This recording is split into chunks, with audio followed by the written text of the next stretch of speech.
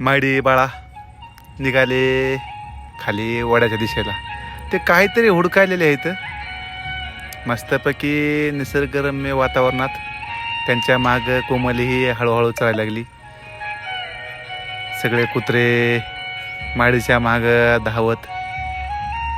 दरवर्षी इकडं काही ना काय असतंय. पहिलंच आमचं वर्ष इकडं होतं, पण आम्ही गावाकडं खायचं ते आता इथं आम्हाला शहरात पण खायला भेटायला लागले. बघितलं जवळून तर कारं होते.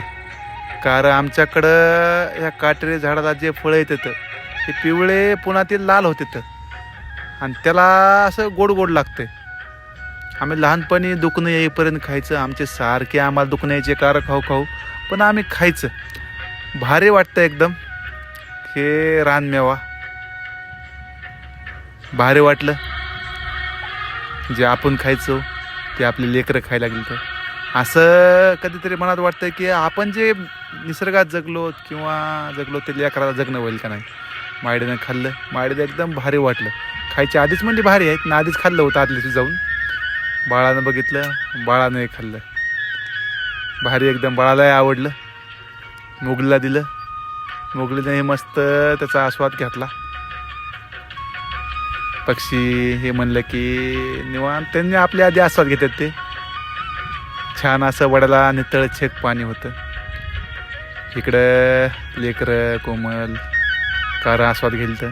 इकडं वड्यामध्ये छान असं झुळझुळू पाणी वाहिलेलं.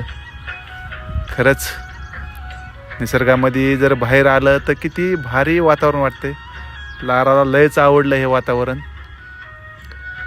थंड वातावरण होतं तरीही ती म्हणली मी थोडा आस्वाद घेते. फर्स्ट क्लासपैकी पाणी पिलं आणि पाण्यातच बसली. चला म्हणलं भारी आहे. परत परत हे दिवस नाहीत. किती सुंदर वातावरण आहे. शहरातल्या गुदमरत्या वातावरणाच्या थोडंसं बाहेर येऊन बघितलं तर निसर्ग असा छान असा फुलला. पाणी असं गुडघ्यावर बसून पिऊ वाटायला लागले. लहानपणी आपली असंच करायचं. मस्त बघ नितळ छेक पाणी प्यायचं. असंच आज बी वातावरण आहे. थोडंसं बाहेर जावं लागतं. बघितलं छान वाटलं. चला म्हणलं आता लेकरांना आता घराकडे निघूया. फर्स्ट क्लासपैकी आम्ही सगळे वापस घराकडे निघालो. चला काहीतरी दिवस आज भारीच गेला.